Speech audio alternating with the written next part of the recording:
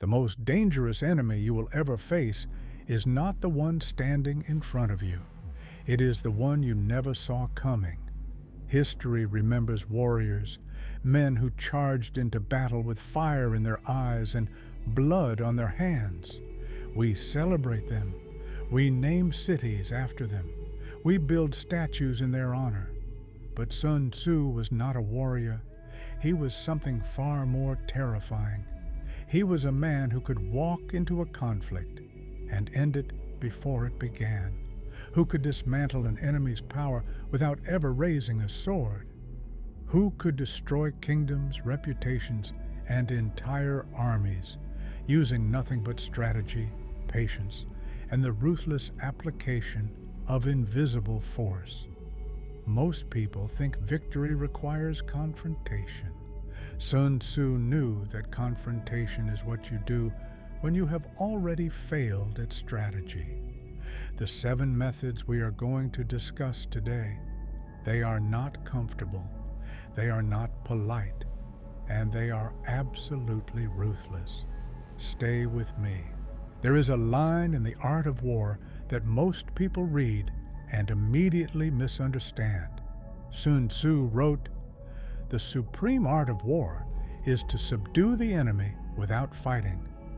People hear this and think he is talking about peace, about avoiding conflict, about being the bigger person who walks away from the fight. He is talking about none of those things. He is talking about something far darker, far more calculated. The idea that the highest level of strategic mastery is not winning the fight. It is making the fight unnecessary, not because you are afraid of it, but because you have already won before it started. Think about what that means for a moment. If you are fighting, you are taking damage. You are expending resources. You are revealing your capabilities.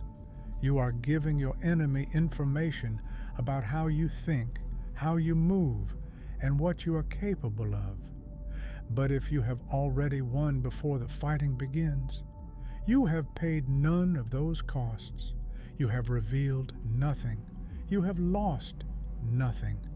And your enemy is defeated not by your strength, but by the weight of inevitability that you constructed around them so slowly and so completely that they never even felt it happening. This is what Sun Tzu mastered. This is what we are going to break down today. 7 ruthless methods, each one more psychologically devastating than the last.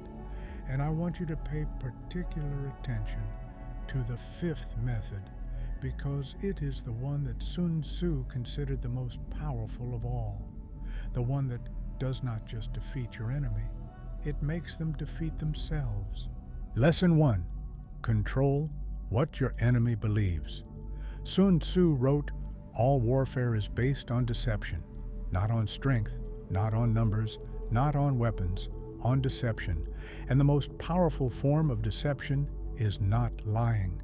It is controlling the information your enemy uses to make decisions, so that every decision they make leads them exactly where you want them to go." Sun Tzu understood that your enemy is not defeated by your actions. They are defeated by their reactions to what they believe about your actions, which means that if you control what they believe, you control what they do. And if you control what they do, you have already won. This is not a metaphor. This is the literal foundation of every major military victory in ancient Chinese history.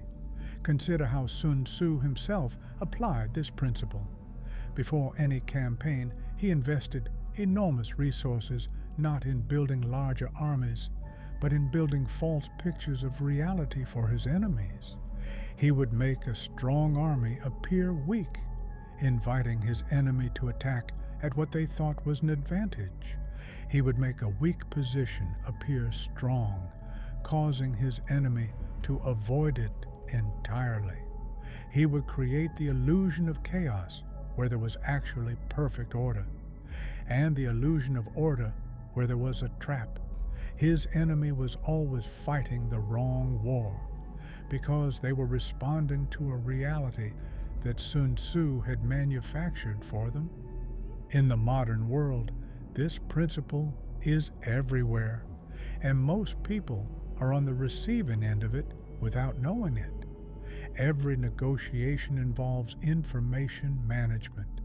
Every competition involves controlling what your competitor believes about your position, your resources, and your intentions. Every relationship involves, to some degree, the management of perception. The person who controls the narrative controls the outcome. And the brutal truth that Sun Tzu would want you to understand is this: if you are not deliberately managing what others believe about you, someone else is managing it for you, and they are not doing it in your favor. Application: in your next important situation, before you act, ask yourself one question: what does the other person currently believe about my position? Is that belief accurate? And if it is not, is that working for me or against me? Because the moment you start thinking about reality as something that can be shaped, you have taken the first step toward the kind of strategic mastery that Sun Tzu spent his entire life teaching. But controlling beliefs is only the beginning, because the second method goes even deeper into something that your enemy cannot defend against, no matter how smart they are. Lesson 2. Attack what your enemy cannot defend. Sun Tzu wrote, "Attack where he is unprepared. Appear where you are not expected." This sounds simple, almost obvious. But the depth of what Sun Tzu is describing here goes far beyond military tactics. He is articulating a principle of strategic targeting that is as relevant in a boardroom or a courtroom today as it was on a battlefield 2,500 years ago. The principle is this: every person, every organization, every system has two kinds of defenses: the defenses they show and the defenses they actually have. Most people attack the visible defenses. They confront what is in front of them. They engage on the ground their enemy has chosen. They fight the battle that their enemy has prepared for. And they lose, not because they are weaker, but because they are predictable. Sun Tzu always attacked the invisible weakness, the thing that nobody was guarding, the assumption that nobody had questioned, the blind spot that the enemy did not even know existed. In 506 BC, the state of Wu under Sun Tzu's generalship faced the vastly more powerful state of Chu. By every conventional measure, Wu should have lost. Chu had more soldiers, more resources, more experience. Every general in the region knew this. Chu knew this. And because Chu knew this, they became comfortable. They stopped looking for threats they didn't expect. Sun Tzu attacked that comfort directly. Instead of marching on Chu's strongest border, where their defenses were concentrated, he led his army on a journey of nearly 1,000 miles through territory that Chu had deemed impassable, through marshes and mountains that nobody had ever used as a military route. He arrived not at Chu's front door, where the army was waiting, but at the back door that nobody had thought to lock. He took the capital of Chu, not by defeating their army, but by attacking the one place their army was not. In your own life, this method looks like this. When you face a powerful opponent, stop trying to beat them where they are strong. Study them long enough to find where they are not looking. Find the assumption they have made that nobody has challenged. Find the door they forgot to lock and walk through it quietly, The most ruthless victories in business, in law, in politics, they are almost never won on the obvious battlefield. They are won in the places that the powerful never thought to defend because they never thought anyone would look there. Open loop. But finding the undefended door is still a form of direct action. What comes next, the third method, is something entirely different. It is how Sun Tzu destroyed enemies without ever going near them at all. Lesson 3. Use your enemy's allies against him. Sun Tzu wrote, "The skillful employer of men will employ the wise man, the brave man, the covetous man, and the stupid man.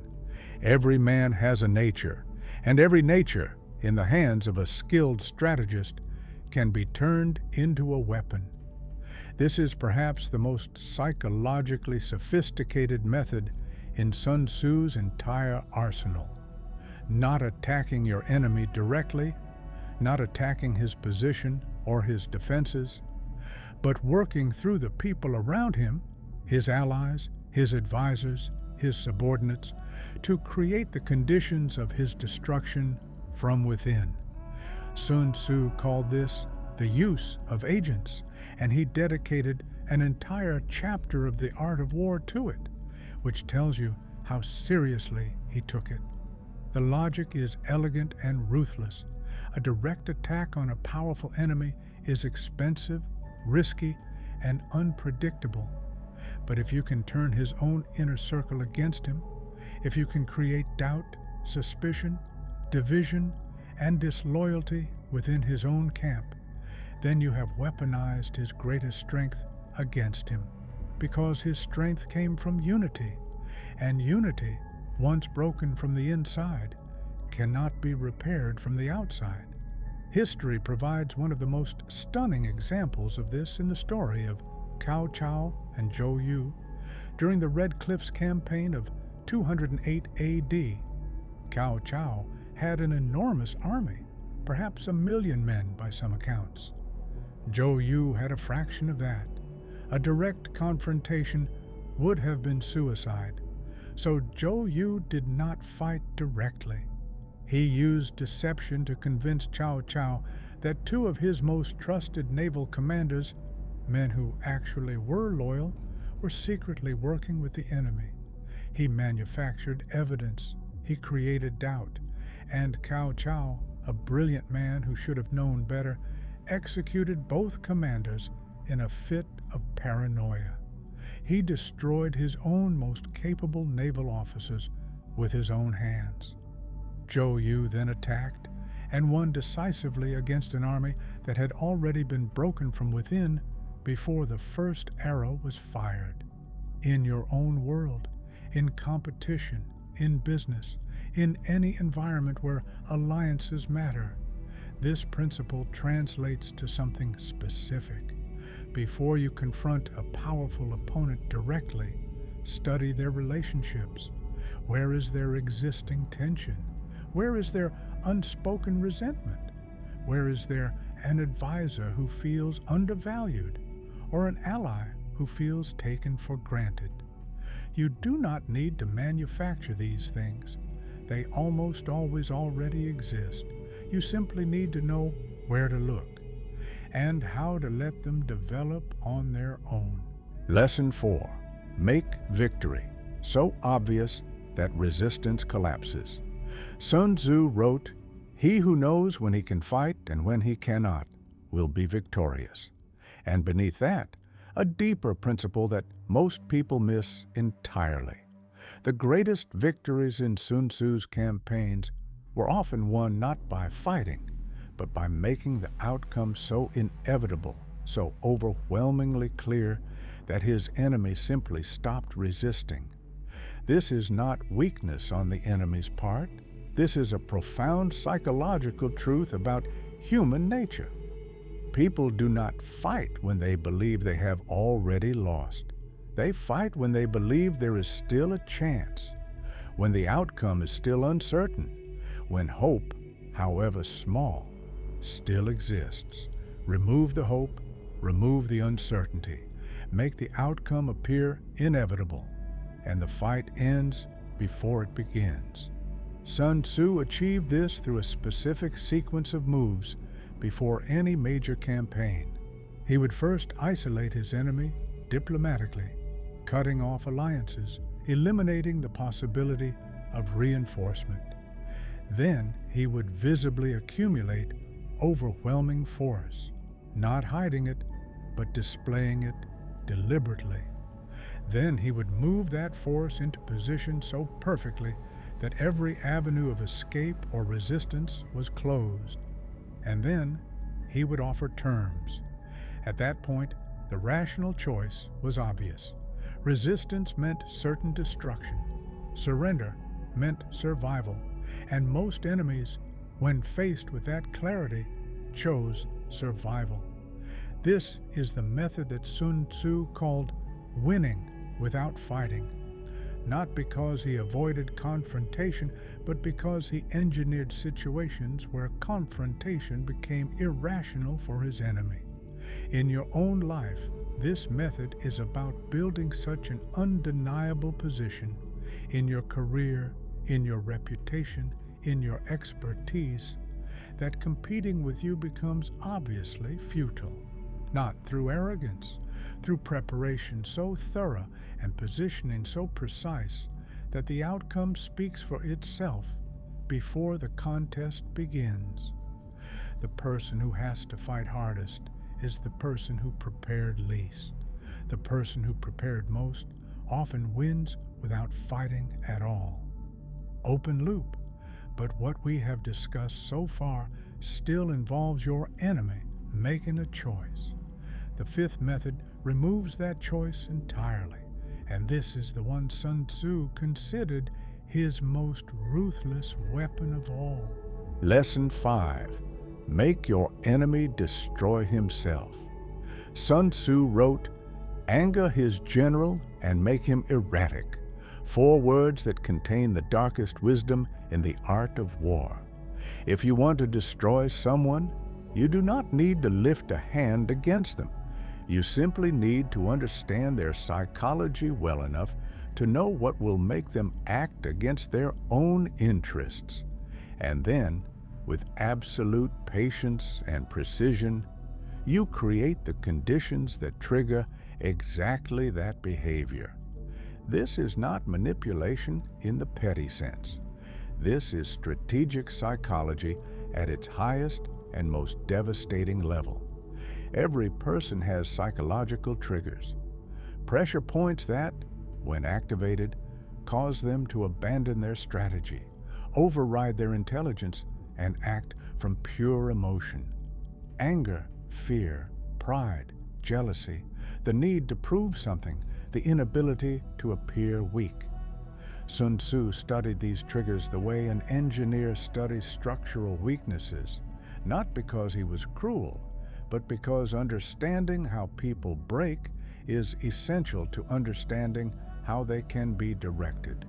The method works like this. You identify the psychological trigger of your target. You create a situation that activates it, and then you step back and watch them destroy their own position in response.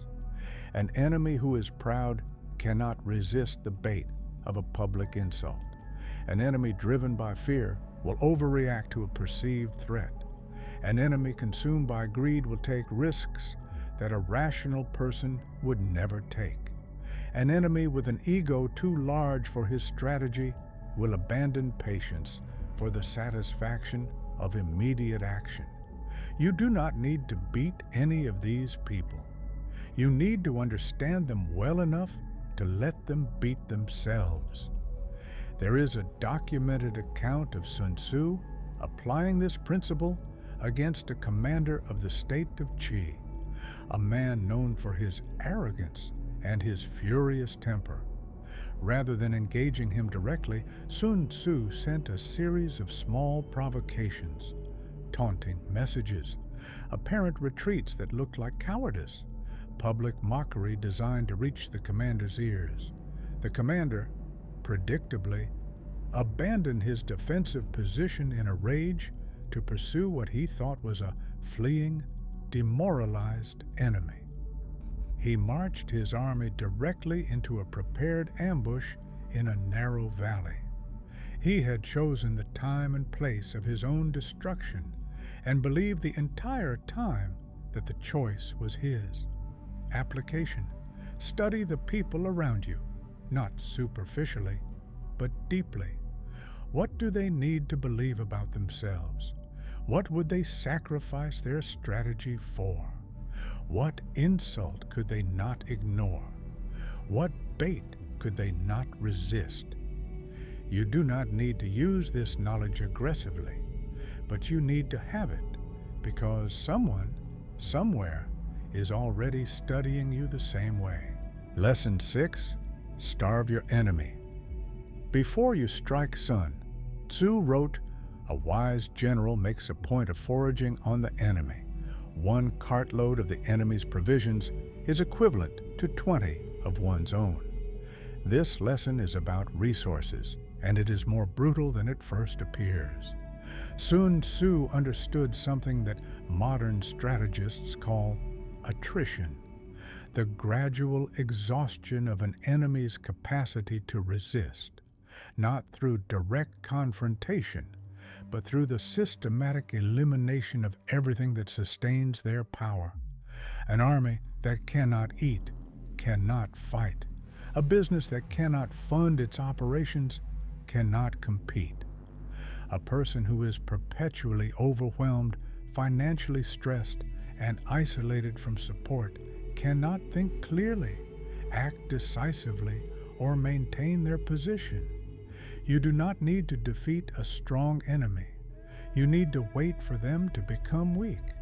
And if you are patient and skilled enough, you need to accelerate that process.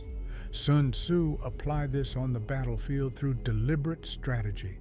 He would cut supply lines before engaging.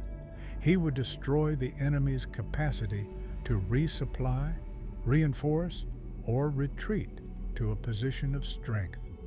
By the time he arrived at the battlefield, his enemy had already been fighting for weeks against hunger, against uncertainty, against the psychological weight of knowing that help was not coming. The actual battle was almost a formality. In the modern world, this principle operates across every domain of competition. The competitor who controls access to key resources, talent, capital, distribution, relationships, does not need to defeat you in a direct contest. They simply need to ensure that you never have what you need to compete at full strength. The most dangerous opponents in any field are not the ones who attack you directly. They are the ones who quietly ensure that your foundation is eroding while appearing, on the surface, to be doing nothing at all.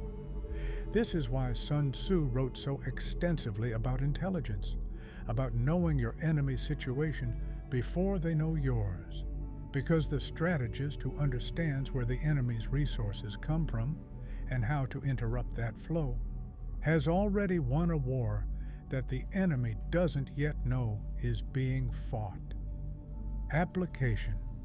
In any long-term competition, identify what your opponent needs to maintain their position, their key relationships, their access to resources, their reputation in specific circles, their ability to recruit allies.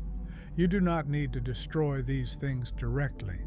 Often, simply being present in those spaces, building relationships, establishing credibility, demonstrating consistent value, is enough to alter the landscape around them without a single confrontation. The strongest fortress falls when you control its water supply. Lesson 7. Become someone impossible to defeat. Sun Tzu wrote, "Invincibility lies in the defense. The possibility of victory lies in the attack." And then, the line that changes everything. One defends when his strength is inadequate. He attacks when it is abundant. The final method is not a tactic. It is not a technique you apply in a specific situation. It is a state of being that Sun Tzu considered the ultimate strategic achievement, becoming someone who cannot be destroyed, not invincible in the naive sense. No one is immune to all threats, but strategically invincible, built in such a way that attacking you produces worse outcomes for your attacker than leaving you alone, positioned in such a way that your enemies, even powerful ones, conclude that the cost of opposing you is too high. Sun Tzu called this condition invincibility through preparation, and he was very specific about what it required. First, it requires that you eliminate your own weaknesses before your enemy finds them. The general who knows his own vulnerabilities and addresses them before battle is very different from the general who discovers them under fire. One is strategic, the other is desperate. Second, it requires patience so absolute that others mistake it for passivity. Sun Tzu's greatest campaign sometimes involved months, even years, of positioning before a single decisive move. His contemporaries sometimes called him slow. History called him undefeated. Third, it requires that you build value so undeniable that destroying you would cost more than it would gain. The person who is deeply embedded in important relationships, who controls key knowledge or capabilities, who has built a reputation that others depend on, this person is not attacked easily, because attacking them creates too many enemies and too much instability.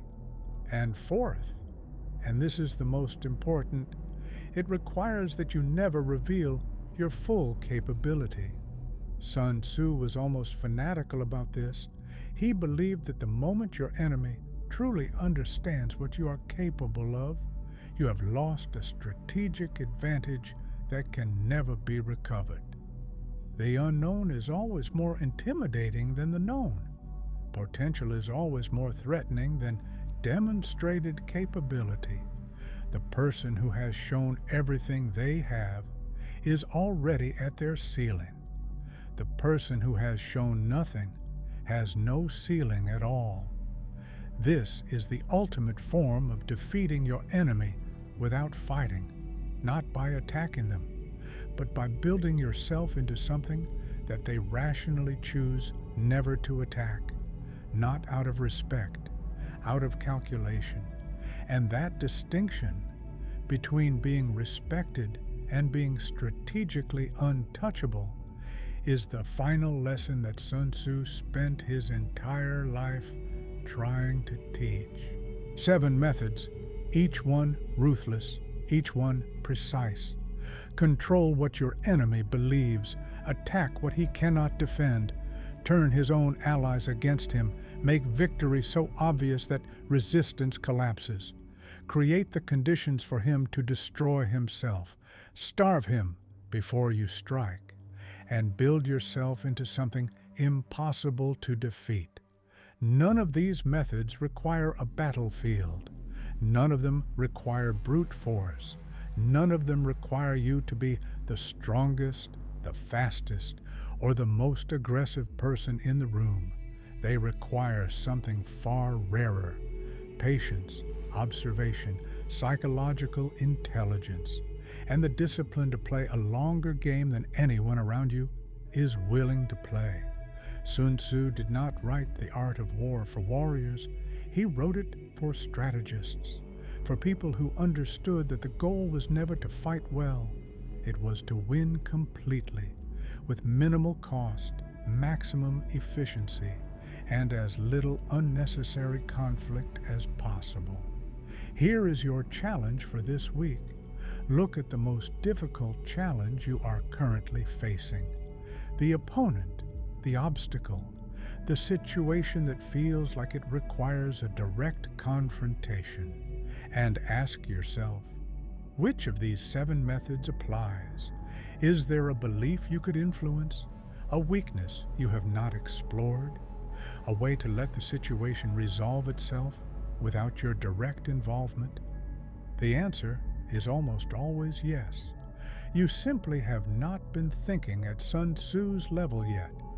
If this video opened something in your thinking, subscribe to this channel, because every video we release goes deeper into the strategies that the most powerful minds in history actually used, not the sanitized motivational versions that everyone else teaches. The next video reveals something even more unsettling: the specific psychological weapon that Sun Tzu said was more powerful than any army, and that your enemies may already be using against you right now. Watch it next.